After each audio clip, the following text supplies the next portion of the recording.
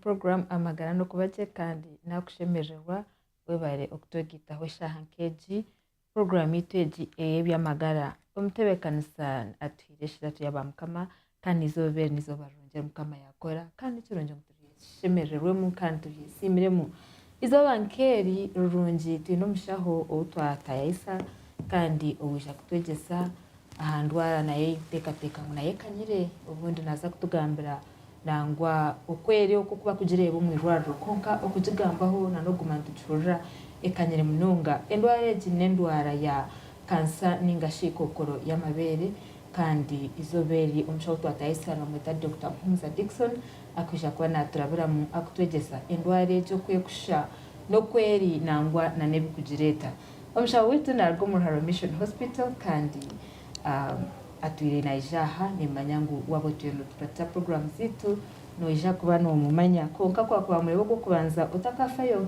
naja kutwegesa je tuyina twegesa je kandi twaza kwenda program niwe noja kuba wagize ecu wamanya so nyenda mututwara umushaho gutumwakire rero tubasegumza mu na program yetu umushaho takushemererwa wabara munaga kunyakira amazina nkabulijo Dr. Mpumuza Dickson kurugahi rwaro gitu Nyamurungi Haro Mission Hospital kandi rizatwija nijambini ntanda taiza kushobora chewa kansa y'amabere yebwe kokore y'amabere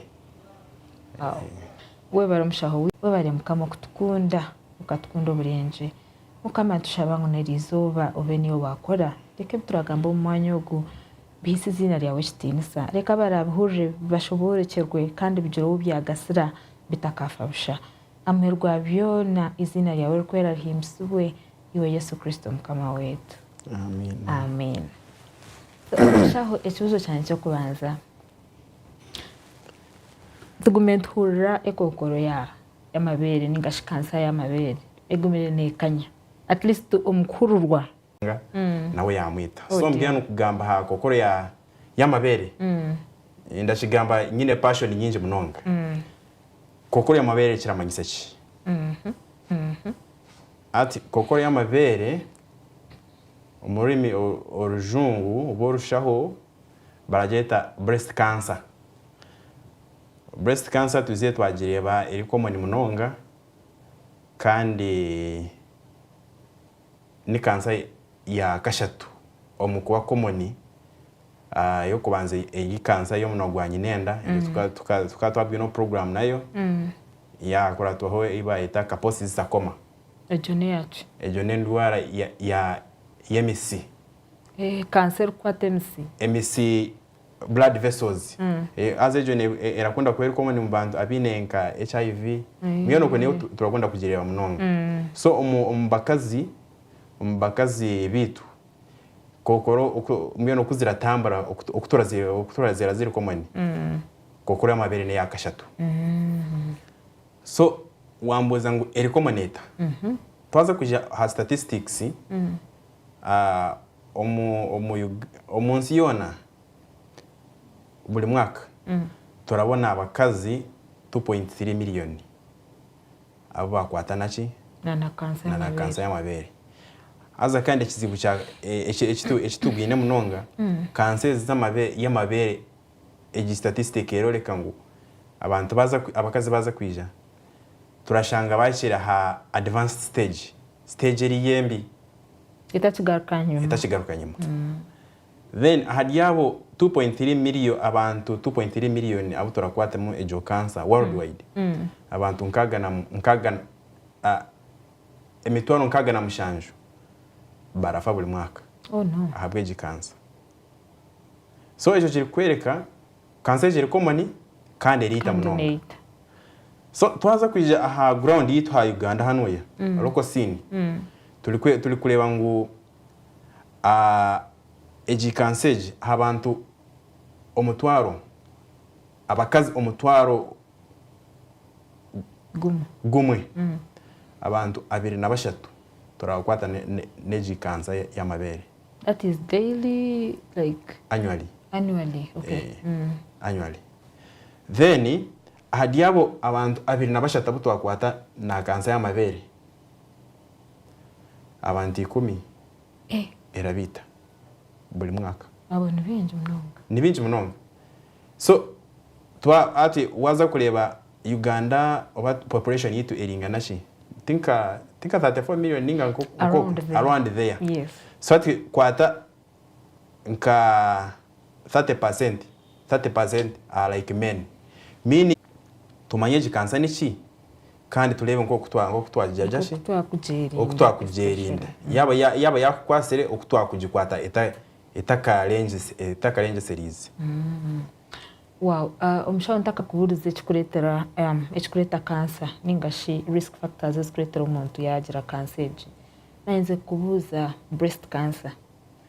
Omushaija wena abasa kurwara breast cancer? Is it possible?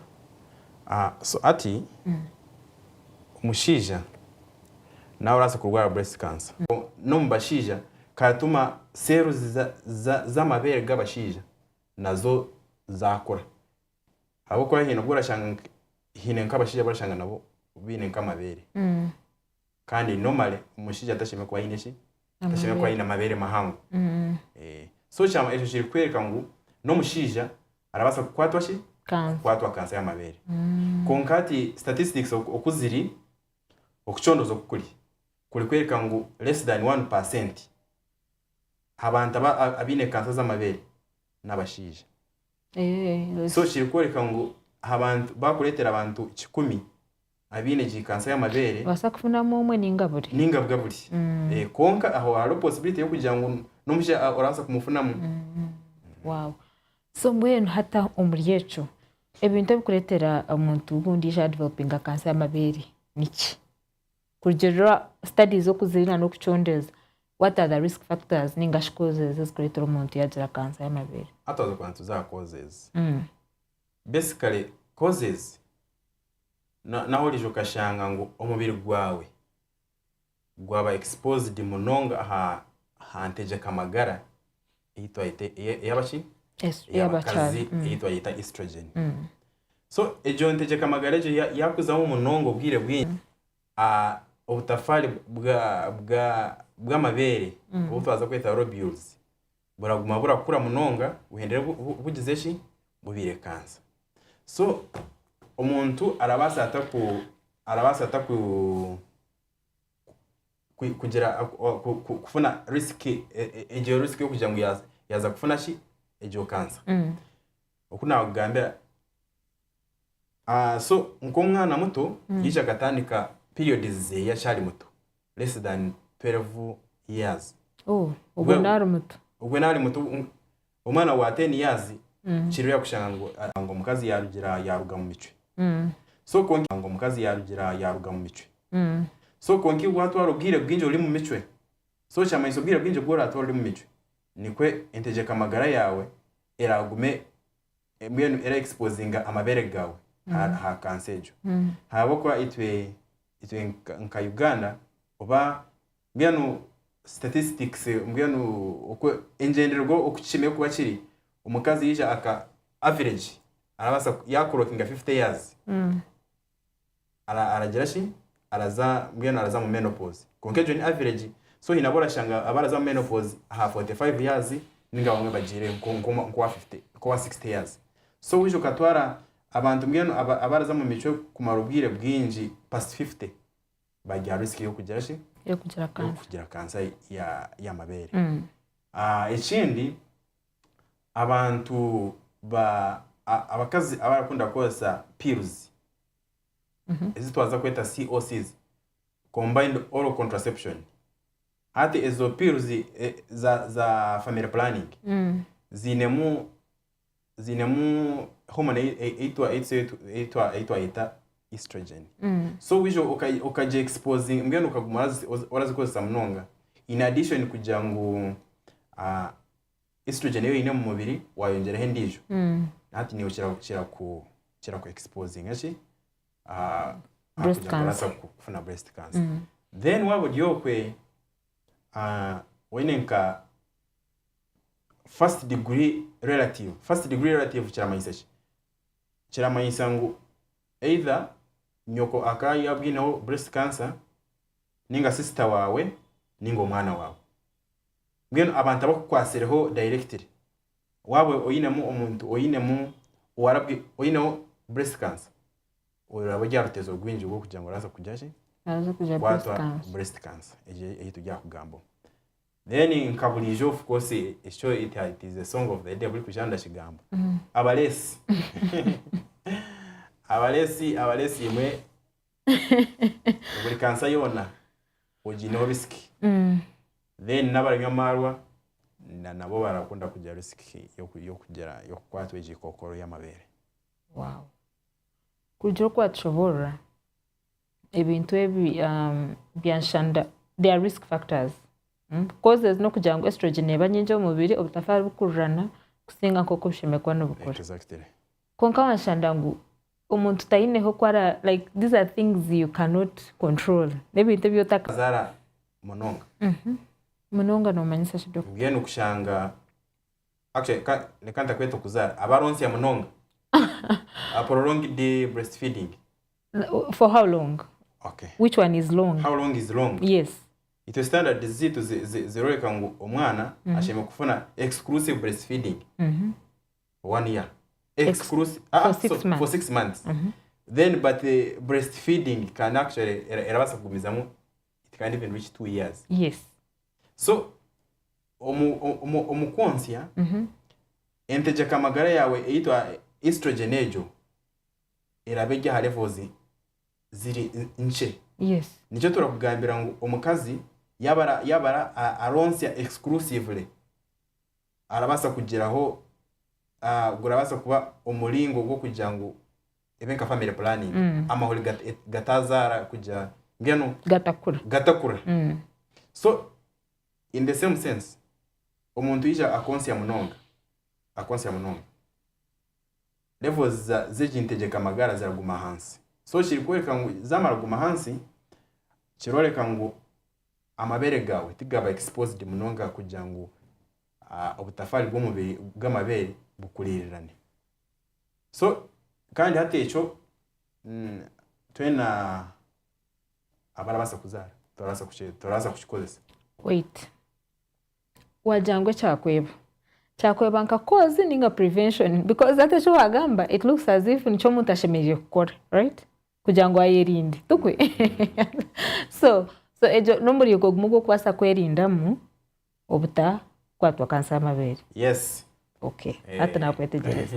So speaking of prevention, nanyeze kubuza kintu cha family planning. Enda kuze buzo bibiri. Echo kwanza chabiyona. If COCs are a risk as you say, ahabwenche nomustuhereza. Echo nicho kubanza. Kandi cha kabiri, hariho family planning methods ezikuletera wamara ubwiro tagire miche. Ningo muza munonga ogakuguruka ushanga mbwenu psychotic regular nkokuyabishime kuberi. Ubwo nagwe ngwasa ko mindo gumugo kwasa kwerinda mukansa kugira ngo ubundi estrogen area hansi ninge byo nebindi whatsoever twineka kwati. So hati tutaka ku umukazi tutakamuhire COCs. Ati actually twaza gukora family planning turenda ngo hormones zawe entegeka magara ngeno zigume nko mu range. Emwe abokwa abakazi bine entegeka magara ibiri ezera dominating. Estrogen COCs no kumenga shongu twa rejectinga hormonal balance. Wanyitegereza. Konka ngoko nagambya risk mbwenu ngoko twenda shigamba bagamba risk tichama isangu twaheza kuhereza ezo nankeje ngucyarite kwa kibeho. Konka iwe mbwenu oroyine orabasa kubineho chances nyinyi zo kugira ngo kirabasa kubaho kusinga ogo otagizaho. So itabasha kuza kubahereza ubwo bujumo tituri kubahereza titurabahereza kugira ngo turi ku exposing ngo mubone ekokoro. Turi mbwenu tura a period yenda kugumutera. Then na hormonal level mbwenu uko twiraza mu mico ikweye ahako wowe twiraza mu munonga ora bleeding munonga turaze kuronda umulingo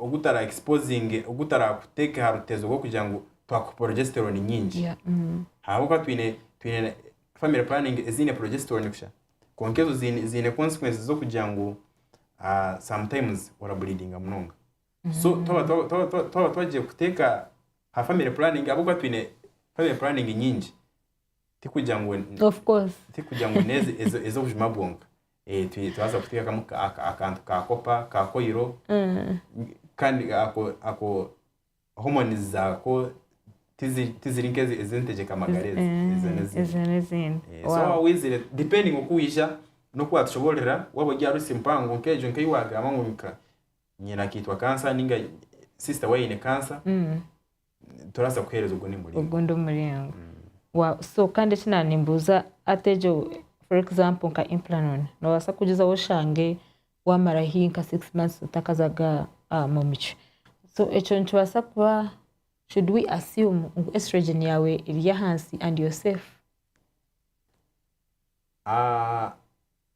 so implant as an example yes ati ori kuleba obwire bwinji amarugaza kufomingwa garafomingwa habu kugira ngo estrogen yije ya actinga aha ovaries zawe aha mahoro garakorekwa so tucha tukakweza implant ine a lot of progesterone waitegereza so amahoro gawe garagera shi ngene tiki okugira ngo gafominge kiraza hansi so ati gaba gatafomingire nacho oshange chajashi chakutegana cha interruptinga menstrual cycle yawe konka obutosha tuyetorali abantu ara kugira ngo njya family planning konka ndamara indeed nka 6 months ntaraza mbicho konka still no mbiri gumuntu no mbiri gumuntu wow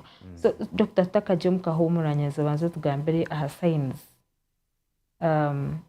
signs ezikwasa kweka ngo umuntu aine cancer kuna kwa ndio muka right now nje kikwasa kundabura kugira ngo nimbasa kwantari nabanyisi abo babanze bandi screen gira kantu ahana nkeje screen then unyoreka abantu signs so ati signs obumanyiso okachima betango nyine nka cancer yachi yamabere so ati no urabasa kureba nkana nkeji nkibere ryatukura nkaka ako kana nkeji ko kubanza kaka muto akori kureba ha left ibere ritukure abnormal mbiyano kara olebe kara etashona nkerindi good enough umuntu ayina mabere abiri so ati waza mu mero urabasa no ma gusheme kwa guraranza hero good pointed konka waburi nkaho ukabona ogwa gwatandika gwatora munda ako karasa kwa kaje kamanyiso kashi ka kansa ninga wijo kashanga ibere wali kwataho ligumire hawo kwa ibere irisheme kwa liri soft ndi kwendi futeka te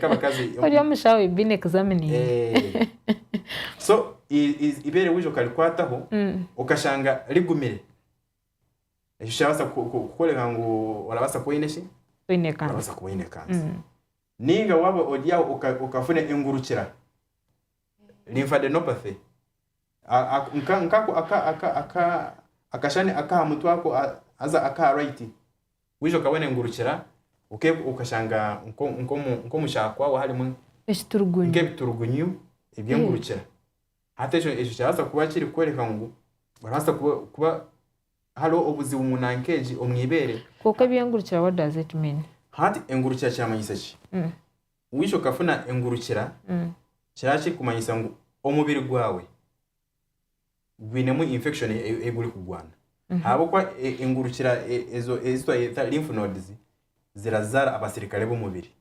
lymphocytes so omubiri gwisha gukashangamo umuzigo guratandika kuzara abasirikare so hata ushangeze inturugunyu za mbweno zahaga kugira ngo zizara abasirikare bingi wanyitegereza so uje ukashanga nko mwibe oyine nkeko koro mwibe ningabwe nkizi nk'engwara yo na mwibere hato urashanga aba basiri ezingurukireze zatandika kuhaga so zije zikahaga shemeye kukwereka ngo umwibere ryawe hine kintu kitarije so icyo kirasa kugemeseza kugira ngo jeshe uze kuronda ubujanje aha then ekindi warabaza kureba nka nankeji omunankeji omwibere hatandika kurugamo keshagamo ngeno hatandika kurugamo discharge kaje ngo tori kuonsya abo basically sheme kwa kiraruga mwibere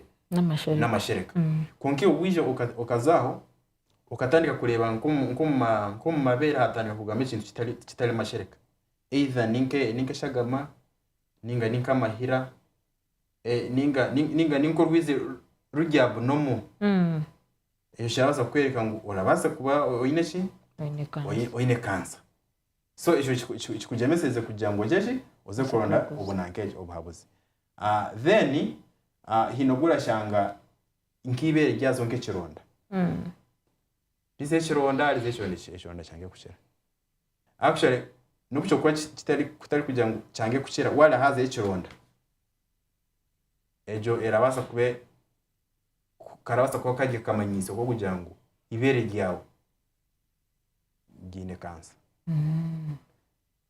wanyitegereza then iwe nko mukazi wuje ukikwaza nko mwibere inogura shanga muke kiturugunyu noti nasale kugira ngo wakwata nka ibere washanga rigumire kunka nkawole kwatamu wahola muke kiturugunyu either kiri kutambara nikati kiratambara ejo nacho chemeye kutuma cyakugemeseza kugira ngo ubanze zo kuronda ubujanje bi urebe ikinteshe kiri myebere nenshi wow so umushaho nanisha abantu tuzamuka humuro twargayo otugambira ubundi omuntu yashanga ine kiturugunyu ninga obumanyiso bwatwereka yabayiniho kamahari yabo kwa kwija ubundi aho kutandikira kumuragora Oria Revival TV kandi okize Revival Radio program namagara no kubaje twino mushawaro natwegesa kokore y'amabere narwo Muhara Mission Hospital Dr. Mhunza Dickson kaza kumura ukace otakargaho kwa rijenaje kwa natonjera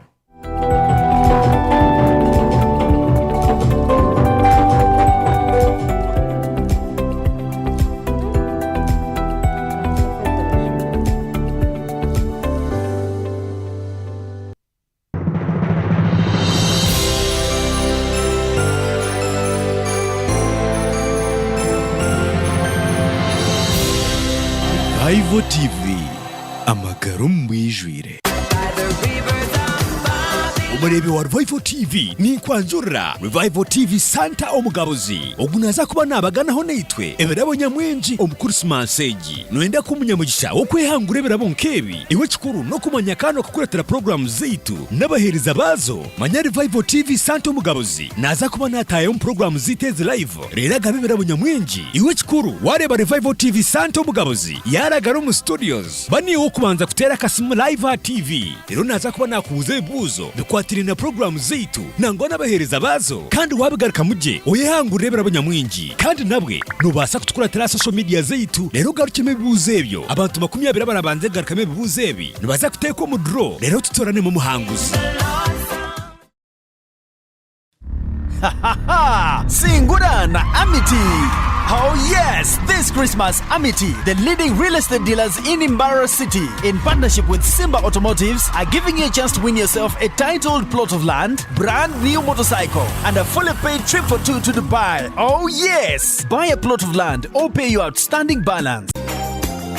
Obo turukuzaguza mazarwaga mukamo Yesu Kristo no kumaraho umwaka ogwe 2024 banira accessories tutengera kuberaba muje omusinguzi kana magara marungi tongera kurabara ombirebi nabwo abashuma nabambuzi nibabyeje unisa kutware byawe niyo shonga habwaci oine kwija okeje nusobuhereza bwaitu ahabe nunje munonga ababanira obwa hati bine card cameras ezikora kirone ihangwe kandi zikureba uburingo bwa meters 20 nankaga bine alarm cameras zete mukaga Chinana nemwe, chinana na mnana, chinamukaga, chinana nemwe, chinana na mnana, chinana na mnana, nari no tumushanju itani ibiri. Chinana nemwe, chinana na mnana, chinana na mnana. Jejo nisaba banira, orinde byawe na bawe.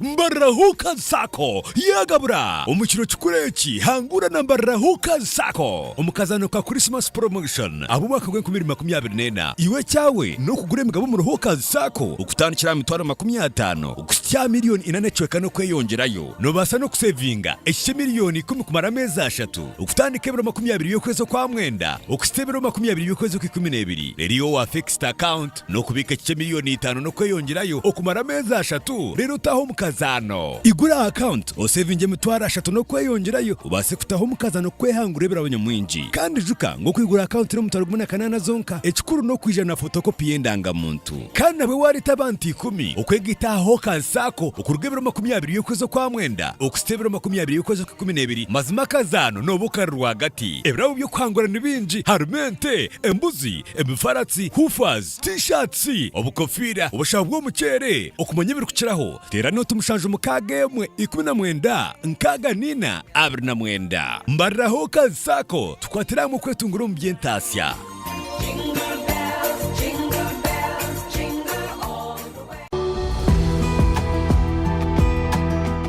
Kwanjura bakugomye kubazira aba Dennis DO Expert Tailors abakugomye kubazira suti ezabura muringo ezabashija nangwa neza bojo uyu no mukoro ningano uzinduka ijaba kupangisa suti ziri hamutindo 3 anana mukaga 3 moto yabo I can do all omushaho arona twegesa handwara ikumanywa ke kokoro y'amabere kan kwa kwanwa twegitaho yarona twegesa obunde bukureta ekokoreji yatwikaho kandi nanobumanyiso ubwo kubasa kumanya ngo oyine kokoro so mshaho nanyeze kutanchira habumanyiso ubwana ucuburera omuntu yagisira obumanyiso tingumanya kushashana kwe kurumu noba no shasha ningana kansa nebanza yakora waza kushasha actually kansa yaza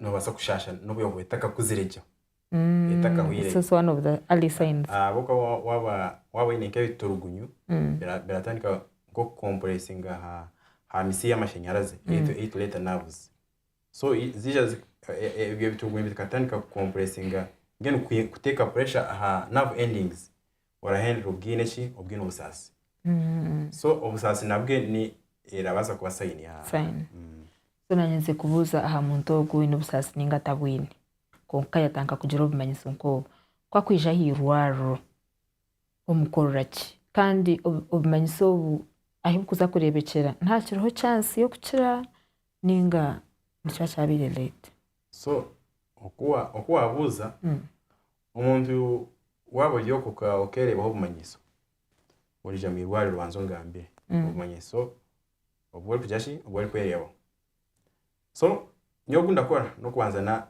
na confirming actually obumanyiso bobwini ninga tobwini okay abo kwa sometimes oratine la bushakandi ushangwa tabwini so wija ndabanza nkuchebere amabere gawe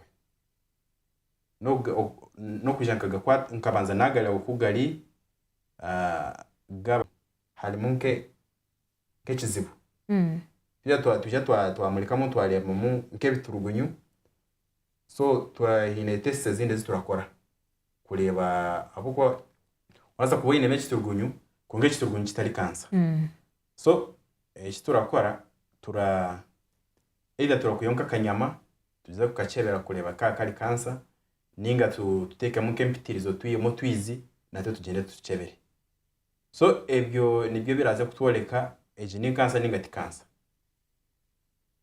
okay nanyeze kwanza kuza asymmetrical natural umuntu natakwingana twe right amabere ngaga takwingana naturally okay I'm asking because when yes abokuba omuntu naza kura wajangu arebera takwingana retairi yayo taragazi konka natural gashime kwa ningingana ninga tugakwingana so cyarugira aha muntu ndateka really konka bakajangu ninga rozitest skwingana no yakwibigere tukwingana is it true engaro actually nyeza je ziringana really hate konka shananka nka fingerprints nizo zirasa utashwana something like that konka iwe nko muntu urabasa kuba olemanya kuchira ukunda kumanya nyonko mushaho so ndabasa kuja kubuza agamabere gawe ukora gareba gatwire gatura ninga rimwe rigeyongera kusinga irindi iwo nko muntu ni urasa kujashi kungambira. So treatment ati yo muntu yija wamchibira washanga ine mukansa ataho habaho ki muntu namuchebera wakonfaminga biopsy ni kansa hati. Yes. Nakora biopsy, nakora cytology, byona biri kunyaka ngo ine kansa. So ati twine modalities za treatment za kansa zitarashwana. Mieno buri muntu ine package yeye. Tuanza twaji staging. Aho twine stage za stages ezolijo kashangu nkeji stage umuntu rasa kumukora surgery. Kusharonka ibere. Then cancer tube twajijanjaba. Onyitegereza? Endisho shange stage cancer yarenje yitusheme kwa tura tukushara. Aho either tumutandise nka chemotherapy ninga tumuteke nko muchoma ichine nanka radiotherapy ninga abamwetu tine niki turabakorera turabahereza palliation ubwo na yarenjirwe ubwo mwe nubwo arayarenjirwe tu bwene tujya kumanaging ubwire bweyo ugacayineyo ubwasigize nanyenda kubuza kintu cya chemotherapy na radiation hari abantu bamutije through that process ninga treatment yo muri ngo ubwo bakacara batagarikirwe no kugarikirwa. So itwe twaza kukuhereza treatments. Basically wala twaja muhatiwe twakutandisa treatment twakutandisa palliation. Wa palliation ogwe niwo turatura ngo ingaro zetu zijeje zikomire. So iwe tuje tukakuhereza any form of treatment. Either twakuteka radiation ninga twakutekaho chemo. Itwe turawatwina masiko ngo uraza kujashi urabasa kuchira. Konka tikiri guaranteed nabo kwa twasa kuteka ha chemo nabo gumizemo ushange nka cells zawe zikazagenzere ahi tutarazi kwasire ushange umgeno tashira. Ninga tuje tukoleho surgery then nka hawo onko bwire ushange kandi ngo ine kansa igihandi. Ahubwo umuntu utwaza kugira ngo tukore nka mastectomy kuyahibere ubwo turaturende itwe nkitwe turafiringa ngo umuntu cancer cells tizikajanjira. So tuje tukakwiyaho nkibere ko kashanga nka cancer kamwe akatafari kamwe ka twakami ngeno kasigaramo hati yaho cancer karaze gumiza mukarazana. Finally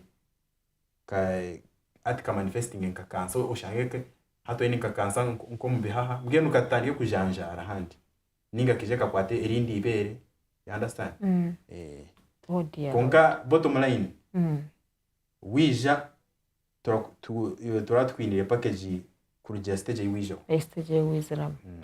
Wow, umshaho takachire masumu nanze kubu ngaro zitu swati nko kwija uraresa ngaro zitu swati nko kwija uraresa kakureka iho ushime kukole urabasa kukureka kuja kakureka iho ushime kukole urabasa kukureka kuja ngo risk kura munonga ubwo tafari bw'amabere. So wabo yinenda irabe byahanze. So ati uti uramara ubwire bwinjo tinenda. So kirasha mayisa ngo ezawo zituragaza ijya higuru. So ito advice ito rahereza abantu no kugira ngo kwa kujyo kuzara murabasa kuzara kare. Banjitegereza. Wabo wazire umara ubwire ubwire ora breastfeeding uronsi kugira ngo nangeje zawo zijeshi ziguma hanze. Then endijo risk factor sometimes eraleta cancer no ku exposing umuntu radiations waruganu wina kakororo kachi ngo linyere x-ray. Actually ebi abashaho nito turakunda kuba exposing sometimes. So uje ushange mbwano abantu lukuba exposing not so necessary radiations. So uje bakuteye chani chikakuramo izo radiations ati hino gukira kozinga mutation tina mukunda baza kucishoboraje umuru konka hariho omwezi ogunda kunda kureba social media ngo abashija ngo bajeshi ngo bonka mabere gakazi so ejo omwaka oguhire 2023 okwikumi hino muntu watwire na engage wa aka ngena akakora study yahereza report yashangu echinde cyo kujya mu ejinteka tekeje it is a myth ninga shine teka etine mazima miena abantu bacageza kugera shi kugistudinga konka sofa obwire obo bagishomero tibari kwereka ngo hinecera yambanza konka hine erabaza kuyamba yonko mukazi ningitwe nkabashaho kugira ngo mushije yaba arajata arakora nkebyo maybe yakwata onka hibere yahora munke kiturugunyi yonko mukazi echo gizeshi echo utakahurire so mgani kituma cha raising nka kenu cha kutekaho nka konsani kugira ngo jeshi uze kuchebeza actually ekinde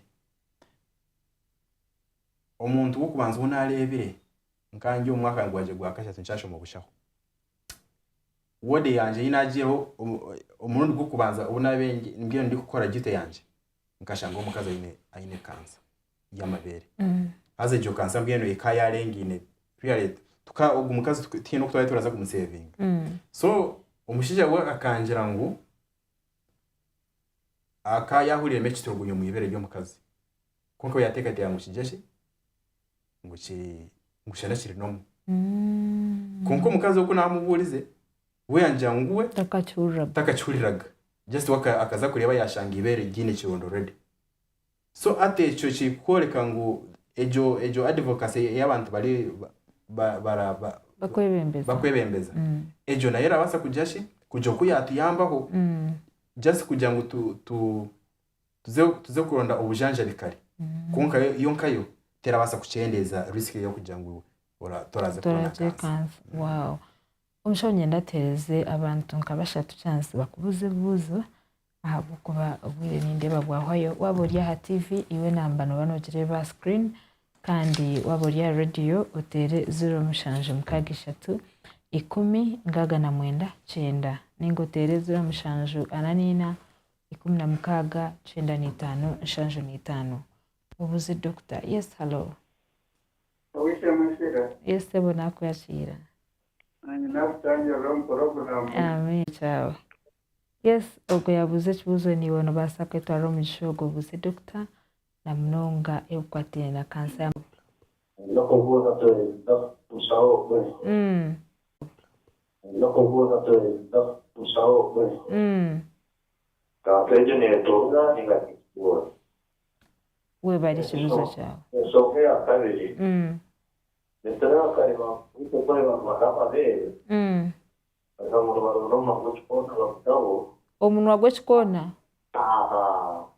amabere gacha mena hatukandi netera kapeta mukire kimwe mena tobo ko bino zaji ekitubere kanyane iki okay lende pecha mhero Uganda kirakwata anyway sasa kwata risho niyo benko mukono kirakwata anyway sasa kwata risho niyo benko mukono so asa for eschuro tino kwelisa ya kansa absolutely so eschuro sometimes eshera shireta no kushanga omwonyo gw'umubiri ukutwaza kweta potassium guri ngene tiguri regulated so ubwira bwinyi nje cyera kunda kureta ebicuro konka eco kugira ngo kikwatire na kansa apana amen owabgambo watero wa kabiri yabuza ngo kansa y'amabere eratulira so twine endwara isitweta nani communicable haza cancers zimwe aha nani communicable kiramanyisa endwara ezitaraturira kugira ngo zaruga hagihugu umuntu za gihugu konka zirakuteka ha risk yo kugira ngo rasa kubona cancer wana wanyitegereza niyo nakwetegereza but maybe tuzikutura kugira ngo kutushitamyaha ngo iwonturuze ninga ngo obyame no mukazi omuturize konka yabe ryo mushagama yawe konka yabe ryo mushagama ngeno omushagama yawe lineage orabaza kujashi kwija kubona ejo kan orabaza ojya rutezo gwo kugira ngo rasa kugwara igikansa wanyitegereza tinamanya abantu ahero bashengaje inyetegereza ngo bacitegereza then yabuza ngo amabere abiya kugabe garashashe ninga gararwara bateka umuntu gwe cyukona something like that ngo so ngo obwirobwe kanza kuyabera ijya hansi kandi atikejya higuru so eje nico kimwe aha binte bitwahita myths ngeno beliefs zitashire ebinte by'abantu barikirizamo nkagatari mazima habo kwanko ngeno koko nakushoborera ku kansa y'amabere eraletwa italo ngeno ahe ebinte semanye umuntu gwe cyukona semanye ahikira basa ruyare kwijyango cya ngo cyacendeza nkenteje kamagara yawe ninga wa umu family yanyu hino umuntu urabwire muka kansa ini wati yakwata tinabwe nuko kukirizera so ikiri kutuma eji cancer erarebeka munonge bibero icyo kubanza abantu obutashoborokerwaje kugira ngo hatiya mbeno abantu abajya hero abino mugisha bwo kutureba ninga kuturera bo bino mugisha mbeno abo nkuko nakugambira umuntu waza kwija kugira ngo kugira ngo eji ni cancer yarabaza kube kutwiro utwirine ke kiturugunyuko nka kitarakushasha tiwaza no kuronda ubujanjabi ubujasi wija wale angibere gyatani gyabaruka gyazo nke kironda hato bintu waza kwija kandi ati wija cancer etwa yakuzere so ubutashoboroke bw'abantu lack of sensitization mbwenu nico kiri gutuma cancer zirakanyamunonga aho konko nagamba wabo ati nkuko nabashoborera wabo yo ukije ukabona muke kiturugunyu ukaza kuronda ubujanjabi kiturugunyu twaza kuja tukonfirme ngo tuje muri kanza tukihemo tukitambike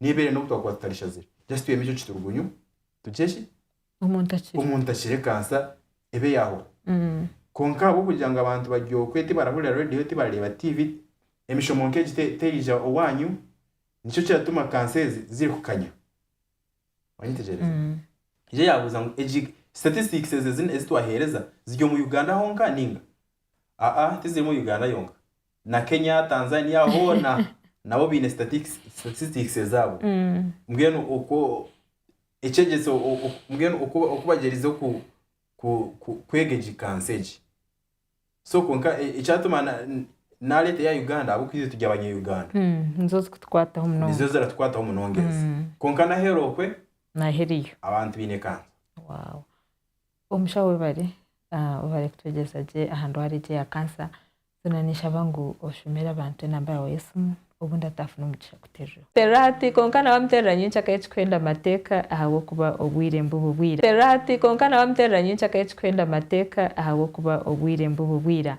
konka we bari gumanite ahitwa atancha na utwahera konka we bari gumanite ahitwa atancha na utwahenderera mazima twasima mnenderera mazima twasima mnonga kandi ninyonjera no kubiza